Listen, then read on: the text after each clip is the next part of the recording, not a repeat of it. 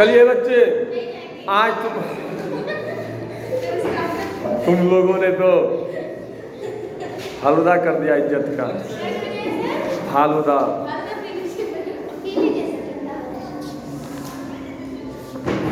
हाल इसमें पहले वो अमन आया। अमन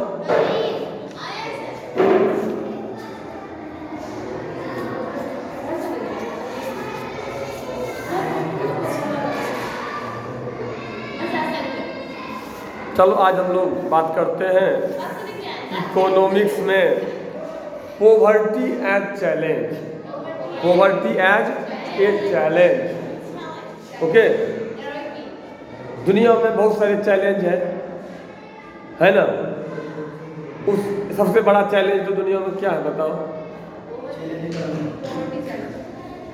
दुनिया में सबसे बड़ा चैलेंज है जीना।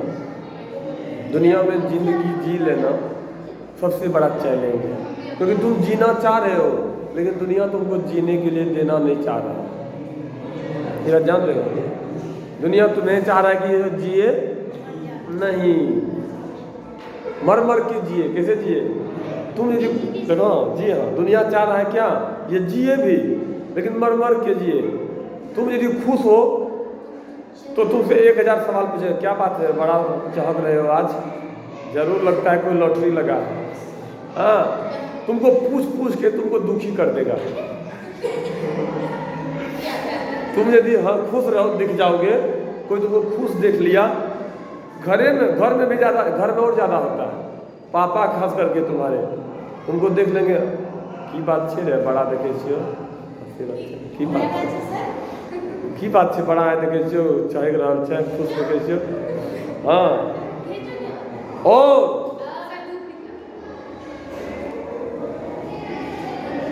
तुम यदि तरक्की कर रहोगे, तुम्हारी तरक्की से लोगों को परेशानी है। लोग चाहेगा कि इसको क्या करें, ये गिर क्यों नहीं रहा है, डाउनफॉल क्यों नहीं हो रही है। तो जैसे जैसे आप ऊपर जाइएगा तो दुनिया आपका पैर नीचे खींचने लगता है। राइट?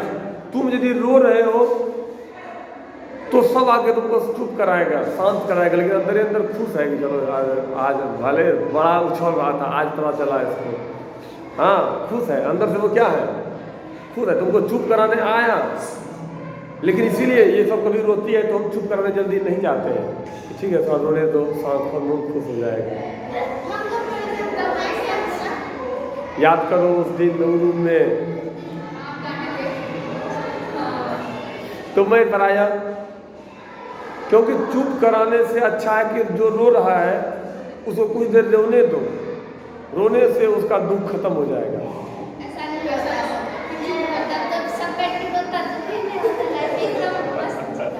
ओके, तो सबसे बड़ा चैलेंज दुनिया में क्या है भैया? है ना? क्योंकि लोग तुम्हें छोटू, लोग तुम्हें किसी भी हालत में देखना नहीं चाहते। तुम खुश हो तो पूछेगा क्यों खुश हो, तुम रो रहे हो तो पूछेगा क्यों रो रहे हो। ना तुम्हारा खुशी में उसको टेंशन है, मतलब दोनों में ही वो खुश नहीं है। ओके, उससे भी। लेकिन एक और बड़ा चैलेंज है, दुनिया को जाने दो, दुनिया क्या सोचती है जाने दो। अब आओ पर्सनल पे, किस पे आओ? तुम तो जीना चाह रहे हो, हम तो जीना चाह रहे हैं, लेकिन मेरे जीने के रास्ते में कौन कौन सी बाधाएं हैं बताओ तो?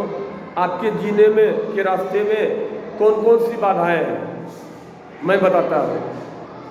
सबसे बड़ी बाधा जो होती है भैया किसी के लाइफ में, पहला हेल्थ पर बड़ा बाधा है। हेल्थ,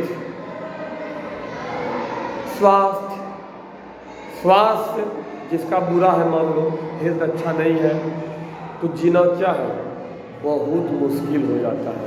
तो सबसे बड़ी बाधा, मैं भले मेरा चैप्टर है पॉवर्टी पे, लेकिन मैंने पहले किसको नोट किया? हेल्थ को। First thing is health. Health यदि अच्छा है तब आइए दूसरी बाधा आती है मनी, वेल्थ, यानी कि पॉवर्टी। यदि गरीबी जिंदगी हो जाए, जिंदगी क्या हो जाए, गरीबी में यदि बीत रहा हो तो जीना बहुत दुश्वार है। क्या है? जिंदगी में बहुत बड़ी समस्याएं हैं। बहुत लोग गरीबी से तंग आकर के सुसाइड कर लेता है। क्या कर लेता है? जो गलत है, जो क्या है, गलत है। तो जिंदगी का दूसरा सबसे बड़ा चैलेंज क्या है? पोवर्टी। क्या समस्या है? पोवर्टी। और पोवर्टी आज से नहीं, जब से ये दुनिया बनी है, तो पिछले 10-15 साल, 20 साल, 25 साल को छोड़ दो, 20 साल, तो 20 साल पहले दुनिया में गरीबी बहुत ज़्यादा था। आज जो आप इतना अच्छा अच्छा ड्रेस पहन के स्कूल आए हुए हैं, इतने अच्छे मकान में पढ़ रहे हैं, बेंच है, डेस्क लगा हुआ है, पंखा लगा हुआ है, एसी लगा हुआ है। हम लोग पढ़ते थे, जानते हो कैसे? हम लोग जब पढ़ने जाते थे, बोरा लेके जाते थे, अपना चटाई लेके, अपने लिए भी और टीचर के लिए भी। मैं अपने लिए भी बोरा देखियो, बोरा, और अपने सर के लिए भी बोरा लेके जाता था, चटाई। अभी हम आए यहाँ पर बैठ के, कुर्सी लगा हुआ है, बेंच लगा हुआ है, पंखा लगा हुआ है, ये सब कुछ नहीं था। और मकान ऐसा था, छत कि हल्का सा यदि हवा चलती थी ना, हवा कहता तो जाओ छुट्टी हुआ, घर जाओ। क्यों? कब मकान गिर जाएगा, छत का आना मुश्किल है। तो आधा जान हथेली पे लेके हम लोग पढ़ते थे। समझे बात के? वो तो हमारा टाइम चलो छत था, जो गिरने का डर रहता था, थोड़ा भी हवा चला तो छुट्टी। उससे और पहले जाओ, मेरे पिताजी ने, आपके पिताजी ने जब पढ़ा होगा तो फूस के घर में पढ़ाई किया होगा, या पेड़ के नीचे पढ़ाई किया होगा। और पीछे चले जाओ तो पढ़ने लिखने का साधन ही नहीं होगा, पढ़ाई लिखाई बहुत कम लोग करते थे। पढ़ाई लिखाई तो सेकेंडरी चीज़ है, सबसे बड़ी चीज़ है पेट, भूख। सबसे बड़ा चीज़ क्या है? तुम्हारे पास मान लो 100 टका आया, 100 टका आया, तो तुम पहले खाने के बारे में सोचोगे, किताब के बारे में सोचोगे? पहले किसके बारे में सोचोगे? खाने के बारे में। क्योंकि जिंदा रहेगा तो आदमी, तब ना पढ़ाई लिखाई काम आएगा, राइट? तो सबसे पहली चीज़ है भूख। इसीलिए the basic need of life में क्या कहा गया है? रोटी, कपड़ा और, एक सिनेमा भी बना था, रोटी, कपड़ा और मकान। अमिताभ बच्चन, मनोज कुमार एक हीरो था, मनोज कुमार एक हीरो था, और एक हीरो थे शायद मनोज कुमार के अलावा शशि कपूर शायद। तो सिनेमा का नाम था रोटी, कपड़ा और मकान। क्योंकि लाइफ का जो बेसिक नीड है, क्या है बेसिक नीड छोटे? रोटी, कपड़ा, मकान। सबसे पहले क्या उसमें? रोटी। क्योंकि यदि तुम्हारे पास कपड़ा नहीं भी है, कपड़ा भी नहीं है, भूख और खाना भी नहीं है, तो सबसे पहले ज़्यादा ध्यान किधर जाएगा? भोजन की ओर जाएगा। सबसे पहले लोग को क्या सोचेगा? भोजन। भोजन जब आदमी का पेट भर जाता है, क्या भर जाता है, तब उसके बाद वो सोचता है किसके बारे में? आवरण, कपड़ा। चलो कपड़ा खरीदते हैं, राइट? और उसके बाद फिर जब ये दोनों भी फुलफिल हो गया, तो चलो अब मकान बनाते हैं। क्या बनाते हैं?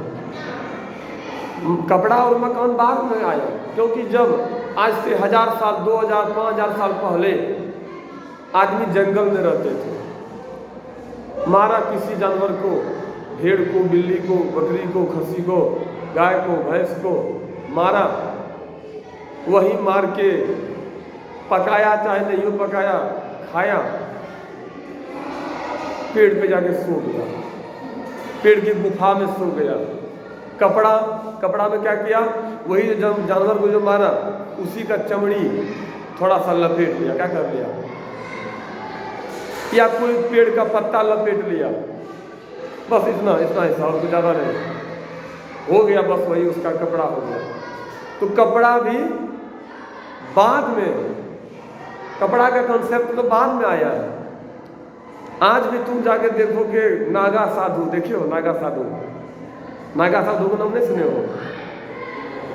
भोलेनाथ का भक्त होता है, नागा साधु एक होता है, जाके देखोगे गंगा किनारे में मिलेगा, वो कपड़ा लत्ता नहीं पहनता, कुछ नहीं, नथिंग एल्स, कपड़ा लत्ता पहनबे नहीं करेगा, ऐसे रहेगा। तो उसको कहते हैं नागा साधु। नागा मने नंगा, वो खाली भक्ति में लगा हुआ है। तो कोई दान पुण्य मिला खा लिया और कर रहा है गंगा किनारे उसको। तो आज भी बहुत सारे लोग हैं, जैन मुनि को देखते हो, जैन मुनि आए थे, अपना स्कूल आए थे, यहाँ पे रुके भी थे जी हाँ, मुंह में कथी बने रहेगा। तो जैन मुनि को भी तुम देखोगे कपड़ा नहीं पहनता, बस थोड़ा सा लंगोट पहन लिया, समझे, लंगोट हल्का सा डाल लिया, कपड़ा लत्ता नहीं पहनेगा। तो क्यों? इसका मतलब कपड़ा के बगैर भी जीवन चल सकता है। कहने का मैं क्या कहना चाह रहा हूँ, कहने का मतलब कपड़ा के बगैर भी जीवन चल सकता था और चल सकता है, तब न वो जी रहा है, कोई तो जी रहा है क्या। लेकिन वही नागा साधु या जैन मुनि बिना भोजन के जी सकते हैं क्या? यदि इतना ही बड़ा तपस्वी है तो खाना पीना त्याग करके दिखाइए, तब मान जाएंगे। ये मेरा चैलेंज है, पॉवर्टी एज चैलेंज ना लिखा हुआ है ना, कि ठीक है आपने कपड़ा को तो कह दिया कि इसका कोई ज़रूरत नहीं है, भोजन के बारे में त्याग करके दिखाइए, तो बिना खाए पिए रह के दिखाइए, तो तब मानेंगे ना कि आप में दम है। कपड़ा तो कोई भी त्याग सकता है, कपड़ा त्यागना क्या है, आसान है, वेरी इजी। आजकल तुम देखते हो वेरी इजी है, छोड़ो जाने दो। उसके बाद मकान, क्या आया, मकान चाहिए। जब कपड़ा का कॉन्सेप्ट हो गया तो उसके बाद आया मकान का कॉन्सेप्ट। कौन आया? मकान। अब चलो रहने के लिए घर चाहिए, क्या चाहिए? रहने के लिए घर चाहिए। घर क्यों चाहिए? घर का कॉन्सेप्ट क्यों आया बताओ? घर क्यों चाहिए? Why do we need house? घर चाहिए सबसे पहले तो सुरक्षा के लिए। किससे? जंगली जानवर, हवा, पानी, इन सब चीज से सुरक्षा के लिए, है कि नहीं? और इन सब, और अब एक चौथा बेसिक नीड जुट गया उसमें, कहता एजुकेशन भी जीने के लिए चाहिए। चलो ये भी बेसिक नीड अब माना जाता है। बहुत जल्दी अब पांचवा बेसिक नीड आ जाएगा, कहेगा जीने के लिए मोबाइल भी चाहिए। मोबाइल, आजकल ज़िंदगी में मोबाइल देख रहे हो, आदमी जहाँ भी जाता है मोबाइल लेके जाता है, खेत पे मोबाइल लेके, पढ़ रहा है तो मोबाइल लेके, बाथरूम में भी लोग मोबाइल लेके जाते हैं, नहा रहा है तो मोबाइल, खा रहा है तो मोबाइल, बात कर रहा है तो मोबाइल, देख रहे हो। तो मोबाइल भी बहुत जल्द बेसिक नीड में आ जाएगा, नहीं आ जाएगा भैया? तो इन सब बेसिक नीड को पूरा करने के लिए हमें क्या चाहिए बताइए? क्या चाहिए आजा? बेसिक नीड को पूरा करने के लिए हमें क्या चाहिए होगा? पैसा चाहिए। पैसा होगा तब ये तुम खाना खरीद सकते हो, कपड़ा खरीद सकते हो, मकान खरीद सकते हो या बना सकते हो, एजुकेशन ले सकते हो। फ्री मिल रहा है क्या? आज मैं तुम्हें यदि कुछ भी बता रहा हूँ उठपटांग ही सही, तो उसका भी मैं क्या ले रहा हूँ? पैसा ले रहा हूँ। मैं ले रहा हूँ क्या? किससे ले रहा हूँ? तुम ही लोगों से ले रहा हूँ, सर से नहीं ले रहा हूँ, सर से नहीं लेता हूँ, तुम लोगों से ही लेता हूँ। इसीलिए जब सर कभी कभार पैसा नहीं देते हैं, इसीलिए कई दिन तुम लोग पापा को फ़ोन कर देते हैं कि पैसा भेजिए मेरे अकाउंट में। तुम्हारे पापा को फ़ोन किया, इसके पापा को, सबके पापा को, ठीक है दिखाते हैं। क्योंकि पैसा तुम ही लोगों से जब लेना है तो हम यहाँ से क्यों ले, डायरेक्ट यहाँ से क्यों ले लें? ओके, तो बेसिक नीड को पूरा करने के लिए हमें चाहिए होगा पैसा। तो दो ही बात हो सकती है, या तो आपके पास पैसा होगा या तो आपके पास पैसा नहीं ध्यान देना, या तो आपके पास पैसा होगा या तो आपके पास पैसा नहीं होगा, तो ही बात होगी। तो पैसा है तो आप रिच है, पैसा नहीं है तो आप पुअर है। पुअर से ही वर्ड बना पोवर्टी, क्या बना? तो पोवर्टी सबसे बड़ा चैलेंज है, बहुत बड़ा चैलेंज है। तो चलिए आप लोग बताइए पोवर्टी से कैसे निजात पाया जा सकता है, गरीबी को दूर कैसे करना है, हम गरीबी से कैसे निपट सकते हैं? आप बताइए सादिक, कुछ पॉइंट आप बताइए।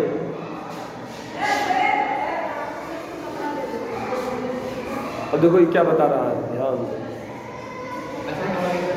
पैसा कमाएंगे, बहुत अच्छा। और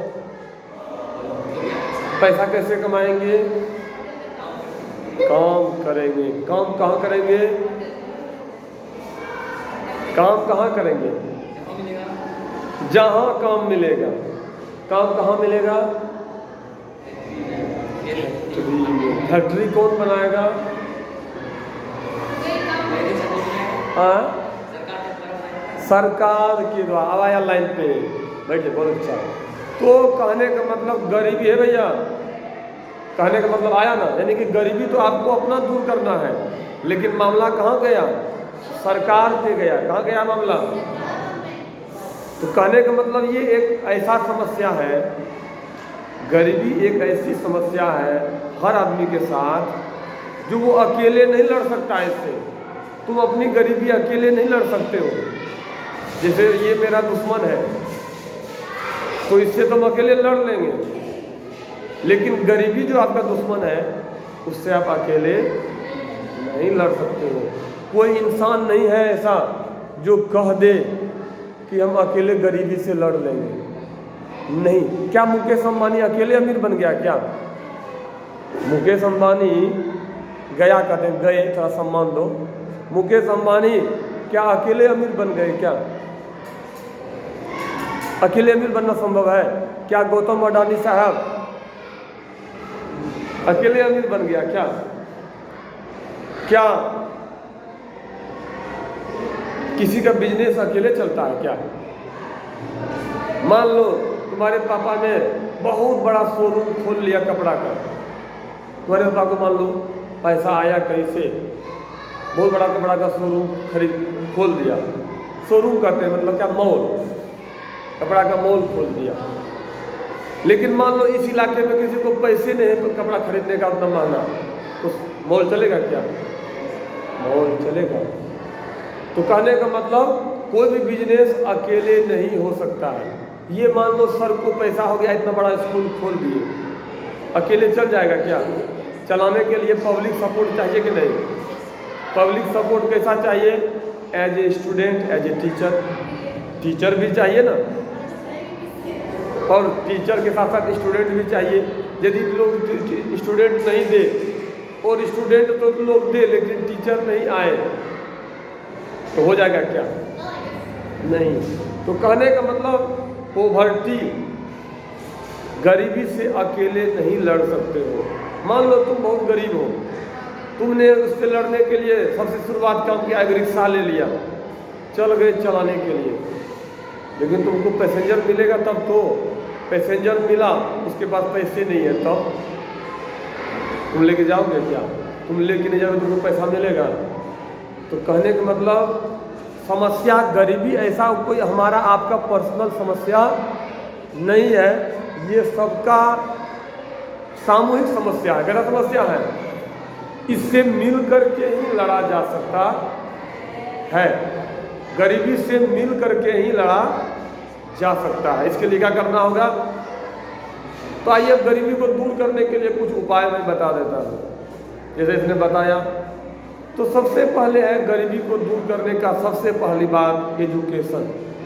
भैया सबसे पहली बात है आया कुरसी एजुकेशन, पढ़ने पे ध्यान दो, पढ़ने पे सुनते हो, लेकिन सिर्फ सुनने से ना होगा, ध्यान देना होगा। क्या देना होगा? क्लास में बैठने का तरीका सीखो। अब हम कुछ बता रहे हैं, तुम ऐसे ऐसे कुछ कर रहे हो, कभी बाल नोच रहे हो, कभी बाल अपना ऐसे टान रहे हो, है ना। अपना बाल जो अपना खुद खींचे उसको क्या कहते हैं? हाँ, इसलिए इसका काम नहीं करो, राइट। ध्यान से सुनिए, कुछ करने के टाइम में पूरा फोकस होना चाहिए, पूरा फोकस है ना। हाँ, तो गरीबी से लड़ने के लिए सबसे पहले एक चीज होना चाहिए, एजुकेशन। एजुकेशन भी कैसा, ध्यान दो, एजुकेशन भी कैसा कहा जाता है? High education. ये नहीं कि 8 क्लास पास कर लिए ना। जिस देश में जितना एजुकेशन का लेवल ऊंचा होगा उतना डेवलपमेंट ज़्यादा होगा वहाँ पर। हमारे देश में क्या है, लोग मैट्रिक जो कर लिया उस समझता अब क्या है, अब तो मैं हो गया हूँ, बहुत काबिल हो गया हूँ, अब चलो बाइक लो, शुरू हो गया रोड पे उसका लफड़ागिरी शुरू। बाइक लेके उड़ के वहाँ गया, बाइक लेके दौड़ के इधर आया, अचानक से कहीं हॉर्न मार दिया जोर से, कोई जरूरत नहीं है उस हॉर्न मारने का, पिपी, कहीं कोई नहीं है। हाँ, उसका दिमाग बौखला गया है, मैट्रिक पास किया, उसका दिमाग। यहाँ के पेरेंट्स भी समझते हैं हमारे देश में कि बच्चा, बेटा मेरा मैट्रिक कर लिया, अब ये जवान हो गया, इसको बाइक देना जरूरी हो गया। और बेटी में भी है, सोचता है बेटी अब मैट्रिक कर लिया, अब अभी बड़ी हो गई है, अब इसको कुछ नहीं कहना है, अब इसको जो करने को मन है करने दो, इसको टोकना चलना ज़्यादा। रियल दोनों बेटा बेटी का अलग अलग केस है। बेटा जैसे मैट्रिक किया तो बाप सोचता बेटा मेरा बड़ा हो गया है, इसको थोड़ा जो है क्या करना है, ये को बाइक देना पड़ेगा और पैसा ऐसा इसको थोड़ा बढ़ाना पड़ेगा। बेटी मैट्रिक की, घर वाला बाप सोचता है कि अब बेटी मेरी बड़ी हो गई है, अब इसको डांटना उठना नहीं, इसको कुछ कहना नहीं है, इसको जो मन है करने दो, है ना, इसको ज़्यादा परेशान अब नहीं करना, अब ये बड़ी हो गई, समझदार हो गई है। अब बेटी जैसे समझदार हुई कि बस पढ़ाई लिखाई गया तेल लेने।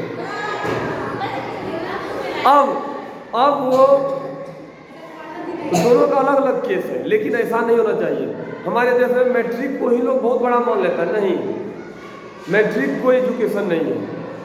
आज के डेट में हायर एजुकेशन ही देश के लिए काम आ सकता है। जितना हाई एजुकेशन होगा उतना देश तरक्की करेगा, क्योंकि आज देश को चाहिए स्किल। क्या चाहिए? स्किल चाहिए।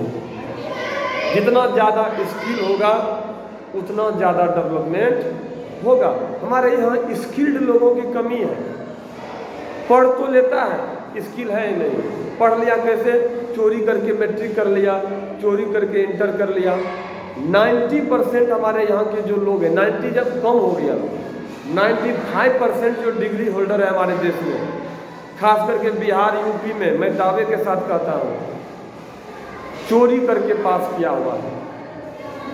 हमारे देश में खास करके बिहार यूपी झारखंड, इन सब में 95% जो डिग्री होल्डर है, वो चाहे मैट्रिक इंटर बीए बीएससी, चोरी करके पास किया। चोरी किया और चोरी करवाने में भी हाथ है। किसका हाथ है? कॉलेज का, टीचर का। एग्जाम हो रहा है, फ्री छोड़ दिया, या दिखाने के लिए थोड़ा सा टाइट कर दिया, जैसे डीएम गया चेक करके, हाँ लिखो अब चला गया है, लेकिन ध्यान रखना कोई आएगा तो हम तुमको इशारा कर देंगे, फेंक देना चीज, ऐसे चलता है। तो इसीलिए हमारे देश में स्किल की कमी है। तुम आज देखो ना, तुम लोग 9th में आ गए हो ना, तुम लोगों में से 9th पार करने वाले हो, लेकिन फॉर्मूला पूछते हैं A+B का होल क्यूब, तो 10 में से 9 बच्चा फेल कर जाता है। जबकि तुम लोग हाफ ईयरली एग्जाम पास करके आए हो, हाफ ईयरली में उतना पढ़ाई हुई थी तो मालूम होना चाहिए ना, तो क्यों नहीं मालूम है? सब पास किया। कैसे पास किया, कैसे पास कर गया जो मालूम नहीं है उपलब्धि का उनको। चीटिंग क्या कारण है? तो हमारे देश में चीटिंग करके एजुकेशन ईमानदारी पूर्वक नहीं है। 2 से 4%, जिसमें एक मैं भी हूँ, जी हाँ, 2 से 4% ही लोग ऐसे हैं जो ईमानदारी से पढ़ते हैं, ईमानदारी से एग्जाम देते हैं। उन्हें चोरी करने का मौका भी मिलेगा तो वो चोरी नहीं करेगा। I am one of them. मुझे चोरी करने का मौका मिला, कई दफ़ा मिला। अब वो अपनी तारीफ कर रहे नहीं, एग्जाम्पल बता रहा हूँ, एग्जाम्पल दे रहा हूँ। यदि मैंने किया तो एग्जाम्पल देने में शर्माना क्या। मुझे चोरी करने का मौका मिला लेकिन मैंने चोरी नहीं किया, नेवर। कहा मैं फेल कर जाऊंगा लेकिन मैं चोरी, कोई टेंशन नहीं। और मैं फेल भी किया एक बार। मुझे मालूम था कि मैं फेल कर जाऊंगा इस एग्जाम में, कोई कारण से तैयारी नहीं हो पाया था। मेरा दोस्त आगे बैठा हुआ था एग्जाम में, बोला लो मेरा कॉपी से लिख लो। मैंने कहा 11 बार फेल करेंगे 11 बार फेल कर जाएंगे लेकिन तुम्हारा कॉपी से लिखना मंजूर नहीं है। फेल कर जाएंगे, पान की दुकान चला लेंगे लेकिन चोरी करके तो पास नहीं करेंगे। मुझे मालूम था मैं फेल करूंगा, मैं फेल किया भी उस साल, मजाल नहीं। और ऐसे लोग और भी होंगे, ऐसा मैं अकेला हूँ, और भी कुछ लोग होंगे लेकिन बहुत कम। ऐसे लोगों की संख्या 2 से 4% ही है। तो हमारा देश में एजुकेशन है बहुत। हाँ, फिर साउथ में तुम जाओगे एजुकेशन सिस्टम तो भी ठीक है थोड़ा, साउथ इंडिया में, कर्नाटक तमिलनाडु में ठीक है। हमारा इलाके में खाली चोरी पे 95 से 96% लोग पास कर जाते हैं, और जो बाद में भीड़ का हिस्सा बनता है। अब कोई फॉर्म निकला, सब भर दिया, तुम पास किए हो चोरी करके, अब IAS का फॉर्म भर रहा है, एक जगह भीड़, 2000 सीट है, 10 लाख में IAS का फॉर्म भर रहे हो। काहे भर रहे हो? तुम इंटर किए हो चोरी करके, तुम IAS का फॉर्म भर रहे हो, काहे के लिए भीड़ बढ़ा रहे हो? सरकार को भी एग्जाम लेने में परेशानी हो रही है। यदि ईमानदारी से एग्जाम लेने पर हो जाए तो बहुत कम लोग पास करेंगे, एग्जाम लेने में भी साफ सुथरा होगा, सरकार को कम परेशानी होगा, है कि नहीं? यहाँ सब 10 लाख 50 लाख एक फॉर्म निकलता है, उसमें भीड़। काहे भैया? ना तुम पढ़े ना तैयारी किए, काहे फॉर्म भरना? तो ये है हमारे देश की बदहाली का एक बड़ा कारण। ओके, बाकी हम लोग अगले दिन बात करेंगे। जय हिंद, जय भारत, मिलते हैं।